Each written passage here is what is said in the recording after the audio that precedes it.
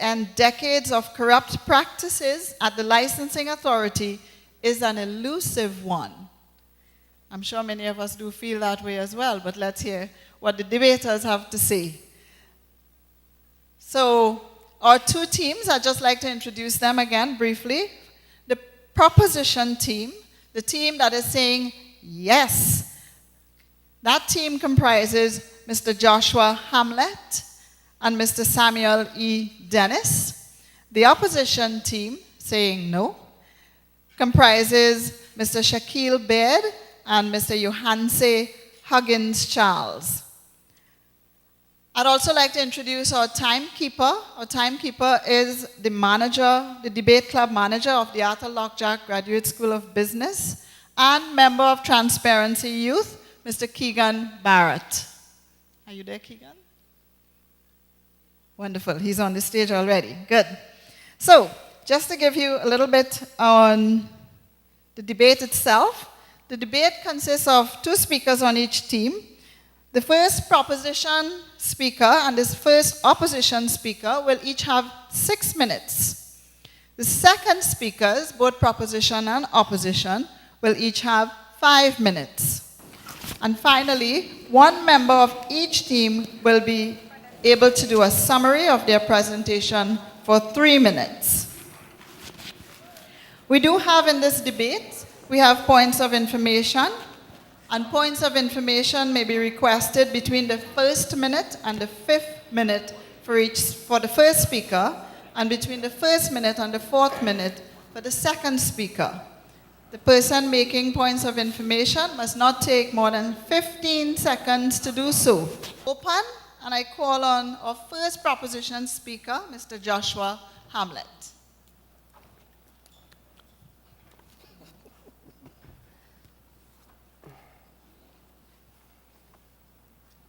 Good day.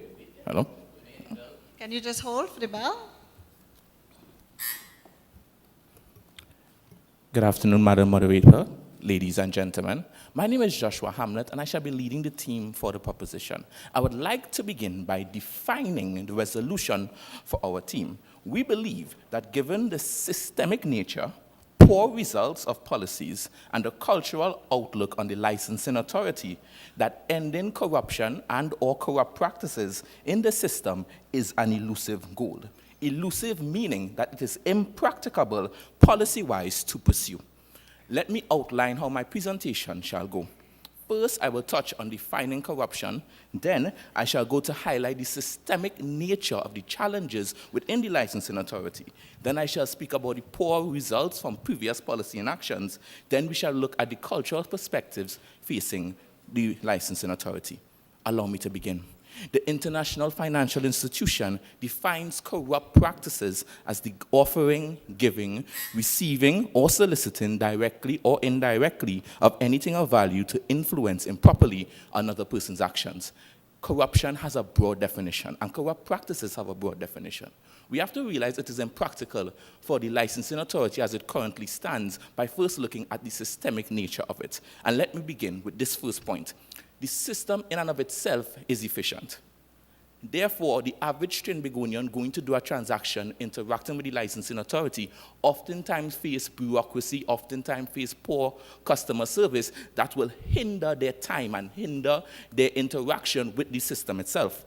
Now that you have a system that is inefficient and you have persons demanding more of their time or demanding to get through with transaction quicker, what you have is a series of transactions that, if you look at its pure definition, they are corrupt, but their main purpose is convenience.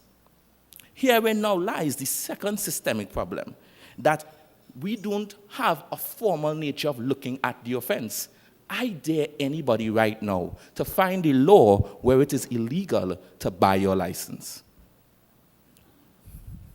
If you have to do it, you have to do a combination of things. You have to look at the Prevention of Corruptions Act, sections 3 and 4, and hope that the parties involved fall within that remit. Then you have to look at the Motor Vehicles and Trafficking Act and interpret it so broadly that the action in which you're doing falls under its remit. And there you have the challenge. If we can't define the offense, are we going to find the evidence to prosecute someone on it properly? And there lies our third challenge of the systemic nature. There are too many actors involved in the system doing the action. First of all, let me point out, under the Act, there is no defined space for what a driving instructor is. All the Act says in section 45 and 46 is that the person needs to have their license for more than 3 years and be present in the vehicle with the driver. That person doesn't need to be registered with the licensing authority. No process whatsoever. Some people may have a company, some people may be self-incorporated as a sole proprietor. But the point that we're making is the system as it stands. If anyone tells you that we can probably end corruption in the system as it currently stands, policy-wise, it becomes incredibly elusive. Now let me turn to the poor results. And I want to speak not from a scientific perspective with this one, but I want everybody to search in their heart. Tell me somebody you know that thinks the licensing office has changed over the last 10 years. If you could find that person, I'll walk off the stage. It's tough to find that person, which means that every single policy or every single attempt we've tried to avoid corruption or to reduce the corruption in the system substantially has not given us the results that we will encounter. And therein lies now the cultural perspective towards the licensing authority. Trinidad and Tobago has lost faith in the licensing authority as it stands. Every single process is deemed corrupted, even the licensing authority in itself and the laws by which it operates in. For example, I believe it's in Arima, to get a license to probably drive a maxi taxi, you need to get a fitness from a fitness certificate from a doctor. There's a doctor's office across the road from the licensing office that you could just go, get it stamped. The doctor's not going to look at you at all, and you go back and make the application. With so much extrinsic circumstances surrounding the process, I can support this resolution, and I can definitely see why culturally we do not have faith in the system as it is. Now, I'm not painting to you a gloom picture. I'm not being negative. If anyone thinks that I'm doing that, please understand that I'm not. All I'm trying to say is that as it stands, the system cannot be changed as it is. Now, I leave for my opponents to tell you otherwise. I would suggest they're being a bit disingenuous, or they're going to tell you a story where pigs fly. But I will leave that up to you to adjudicate. I have done my job. My colleague will touch on the other substantial points regarding this debate. Thank you very much for your attention. Thank you. Thank you very much, Mr. Hamlet. And I now invite the first speaker of the opposition team, Mr. Shakil Baird, who also has 6 minutes. Hi, good afternoon. Thank you for the opportunity for being here. With the motion set, attempting to end corrupt practices of the licensing authority to be elusive, on behalf of my team, I'm here to say that it is not elusive. Once the root of the problem is actually dealt with, again, ending corrupt practices of the licensing authority is not elusive. I will highlight through reform how the root of the problem can be addressed, and later on my colleague will identify how investigative and legal action can deal with the root of the problem, making this goal of ending corruption not elusive. My opponent highlighted the issues with the licensing officers, claiming the systemic inefficiencies and the cultural perception. And that is true. What I would like to say, because he basically handed information into me actually, is that through reform you'll be able to address the issue. So allow me to guess at this. In accordance with the Motor Vehicle and Road Traffic Act, Chapter 4850, the Transport Commissioner is the licensing authority and is responsible for the registration, licensing, and inspection of motor vehicles, the issuance of driver's permits, and other related matters under the supervision. And this is the root of the problem. There is no supervision. So let's move away from people and their perception. Let's move away from the issues of the system. We need to look at the fact that there is no supervision. Also, these public officials entrusted to perform the duties of the commission, they at their will, their discretion over many decisions. With that discretion, no supervision, and being the sole provider of this service, they are able to bend the rules, they are able to extort bribes, ultimately abusing their public office for personal and private gains. So this is what we highlight as the root of the problem, among many of the other issues that he pointed out. What we are calling for the solution, which would limit this monopolistic discretionary power and introduce systems of accountability, is the tool of reform. And my opponent also pointed out that I will come here to paint a picture. But here's this. We need to turn to those that have done it before and take from their book pages to write our story. We are now fighting corruption, and we need to look at someone who has dealt with fighting corruption. So we turn to the case of Georgia. Post-Soviet decade, this is before 2003, it was plagued with corruption in almost all aspects of its society. We're looking at corruption in tax administration, customs, most visible within the police trafficking service, in accessing a permit, all these areas plagued with corruption. In 2003 came a new government. Allow me to find the name. His name is Mikhail Saakashvili. He's the prime minister of Georgia then. He came and he instituted a high number of reforms. And these reforms were not limited to the complete firing of a 16,000 traffic police force, hiring a new force show a more competitive and transparent process. They also increased the systems of monitoring from surveillances to investigative measures, such as hiring undercover agents to monitor and detect, to ensure that corruption does not come again with the eradication that they were taking on. They also made high-profile arrests to deter. Laws were revised, and they encouraged their people as well through media campaigns to change their sentiment about the organizations, the agencies that were corrupt. They encouraged them as well through the provision of hotlines so that they can make reports. So citizens were empowered. Thank you. We pause to take a point of information. Point of information.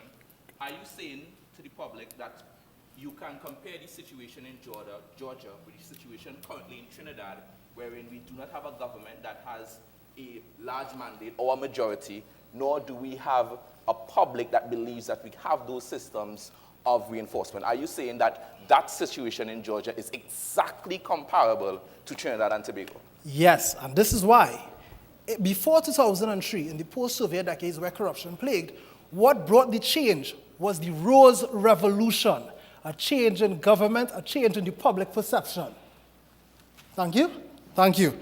The results of the corruption in Georgia after the reforms, and I quote Transparency here, Transparency International, Georgia is first in the world for fighting corruption. Georgia was praised by the OECD, the World Bank, Transparency International, as being successful, and these were measures reported by economists. So why not Trinidad and Tobago? Why wouldn't it work for the licensing corruption here in Trinidad and Tobago? We need to take pages. Actually, no, we need to write a book out of their pages. Again, the motion set in place is attempting to end licensing corruption an elusive goal. It is not elusive. My partner would come later on and show you all just the way this goal is easily attained through investigative and legal action. Thank you. Thank you very much, Mr. Baird. And we now turn to the second set of speakers. And for the proposition team, I invite Mr. Samuel E. Dennis to the podium. And he has 5 minutes. Dear Madam Moderators, members of the audience, good afternoon. Building on my colleague's previous position, I would like to highlight two specific submissions. Firstly, that in the attempt to end corruption at the licensing office will be completely impotent, provided that the wider cultural acceptance of corruption within Trinidad and Tobago is changed. And the reality is that that isn't going to happen anytime soon, contrary to the purpose of our being here today. And secondly, and more specifically, the political climate in Trinidad and Tobago renders any effective means of changing the current climate almost impossible to be enacted. And in fact, those two themes play well into my opponent's previous submissions. In fact, I intend to dissect and contradict the positions that he put forward. Specifically, he referenced the fact that supervision is the key to dealing with the problems that we currently have. But in referencing Mrs. Marie Shen, who wrote an article for Transparency International in 2015, wherein she was evaluating the successful attempts at reforming corruption, it was noted that there is no silver bullet to dealing with corruption. In fact, the measures that were adopted were the freedom of information and guaranteeing the freedom of press. There was no clear indicator that these actions, in and of themselves, would be able to remedy the ills that plague the societies faced by corruption. Instead, the results depended upon the individual cultural perception of corruption as partly within that. And in fact, in Trinidad and Tobago, it's an open secret, to quote one newspaper article, that corruption... No problem. Are you saying that with supervision present, licensing corruption will still occur? I do believe so. And my purpose in saying this is that the systems put in place must be enacted by persons. Persons who in Trinidad and Tobago's cultural perspective have been already tainted with our culture of corruption. Let me give you an example specifically. The Prime Minister, when commenting this year on his major challenges, when faced with skyrocketing crime, when faced with a 90% drop in the revenue from oil and gas, cited corruption as the major challenge to his government. And specifically, even in May this year, the Transport Commissioner recognized that even after introducing the Motor Vehicle Authority in Caroni, that corruption still existed. And clearly, even in situations where oversight does exist, it clearly is not enough to remedy the ills that exist. For example, even if we were to remove one individual who was involved in corruption, provided that the underlying culture of corruption isn't changed, they'll just be replaced with someone who is just as susceptible to commit acts of corruption or alternatively turn a blind eye towards it. In an article presented by Mr. Nan Zhang of the European University Institute, he noted that there's no cultural requirement ingrained in any particular culture which supports corruption. But rather what in fact happens is that persons learn and are socialized from an early age that if there are no positive effects of corruption or no transgressions or effects to the actions, that it is okay to engage in corruption. And that is what has happened systemically in Trinidad and Tobago for decades. To simply insist that by introducing some form of supervision, that the ills that have faced the licensing authority will be reformed is simply not true. I'd like to move on to my second proposition, specifically that the political climate in Trinidad and Tobago renders any attempt to in the licensing authority anemic. Specifically, the Trinidad and Tobago's culture is has a lot of animosity when it relates to the political climate. And specifically, the members of the opposition parties, whether they be either of the two political parties, have often not supported the reforms put into place by other parties. And this means the example given by my colleague in Georgia may not apply. It is unlikely that we'll be able to reform our political system to immediately fire the entire licensing authority and replace them with persons who are completely removed from the situation. Given those specific challenges, it is therefore unlikely and unrealistic to expect that reforming the licensing authority will happen in any reasonable period of time, and particularly my lifetime, if I'm to be honest. Thank you very much, and that has been my contribution. Thank you very much, Mr. Dennis. And we now move to the second opposition speaker, Mr. Johanse Huggins Charles. Good afternoon. As my colleague argued earlier, reform is the only thing that we need to end the corrupt practices in the licensing office. And these reforms should consist of investigative and legal action. As we mentioned in Georgia, they utilize the same investigative methods to detect corruption, and they conducted high-profile arrests which held those who were suspected of corruption accountable. Another example is in Singapore. The late Prime Minister Lee Kuan Yew stated that when he first came to power, that his government encountered a very high level of corruption within the country.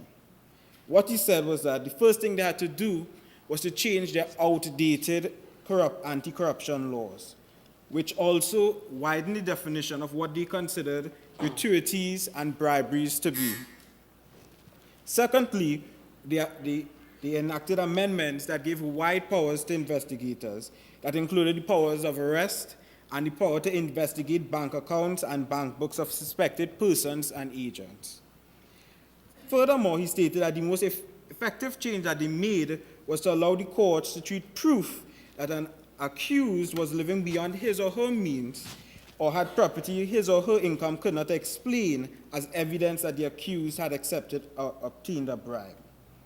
The reason I'm saying this is because through doing those things, the government was able to change the cultural perspective and create an atmosphere that looked upon corruption in the public office as a threat to society. By amending and enacting laws such as the Prevention of Crime Act and establishing an independent government agency called the Corruption Practices Investigation Bureau, who was granted the broad investigative powers and the ability to search, seize, and detain suspects and their property, Singapore was able to reduce corruption and rise to 7th place on Transparency International's Corruption Perception Index for last year. Thus, when it comes to... Point of information, given that Singapore's political system is different from Trinidad and Tobago's version of democracy, and given that our constitutional right of being innocent before being proven guilty, your suggestion that the mere prima facie evidence of someone living beyond their means should be an indictment or should be a formative conclusion that they are guilty of corrupt practices, do you think that will translate adequately into our society? Well, I was just going to address that. I know that taking directly what Singapore did wouldn't come across well with the citizens or with the opposition within the country. That's why when we come to use, like what my colleague was saying, use pages from their book, we also utilize the corruption formula, which was created by Robert Klitgard, which states that monopoly plus discretion minus accountability creates corruption. So let's start with the monopoly and discretion.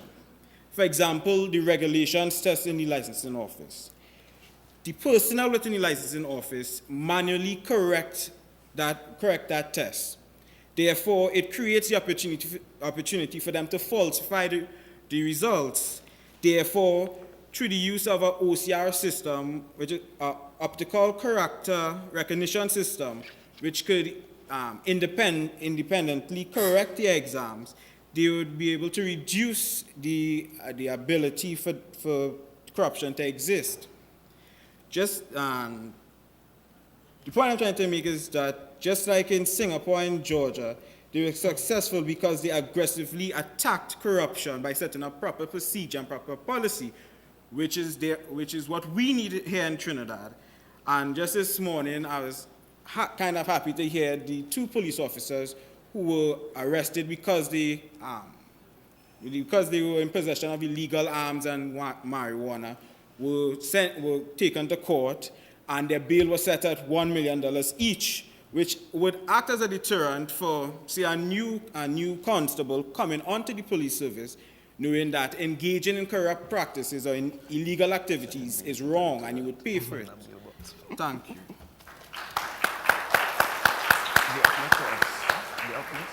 Thank you very much, Mr. Huggins Charles. And now we come to the summary. Come again, Mr. Samuel Dennis. Good afternoon once again.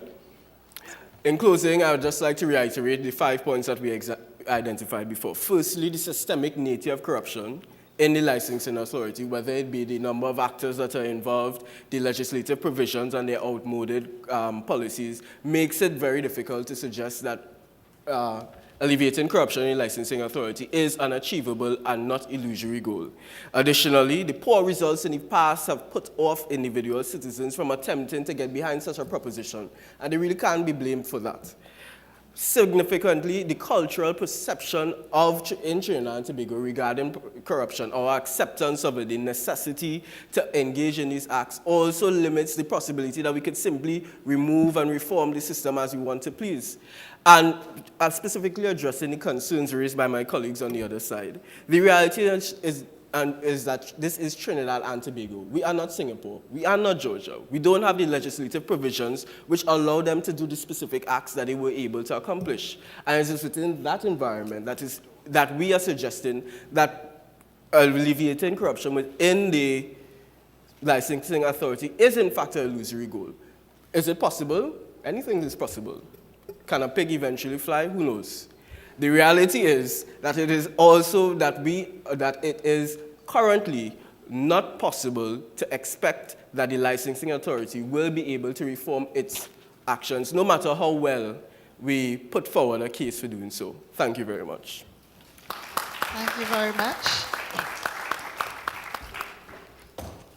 And we now invite Mr. Shakil Baird, who represents the opposition. Again, this goal is not elusive.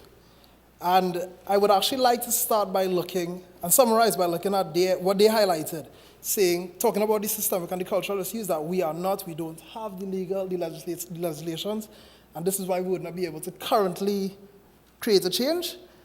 And for this, what I have to point out is, we need to start somewhere. And also, the mere reality that the issue belongs within the institution and cultural perceptions. We need to reform, and we need investigative and legal support to push the agenda that we desire, which is this corruption-free licensing authority. To deal with the issue of licensing corruption, we need to tackle the root of the problem, which is truly the lack of supervision, and as they pointed out, the systemic inefficiencies. Reform will also handle the systemic inefficiencies. And to go a bit further, investigative and legal action would push citizens to be in support of our claim. Consider the mere reality of seatbelts in Trinidad and Tobago. There was once upon a time when no one would wear their seatbelt, and then came the law that was being enforced.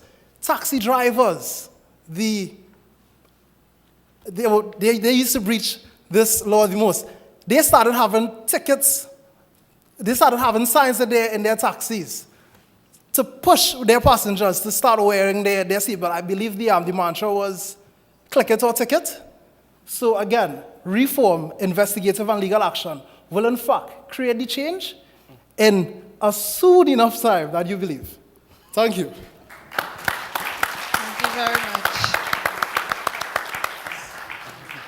So other than inducting these four guys into the Parliament of Trinidad and Tobago, let us show them some love by giving them a really lusty round of applause.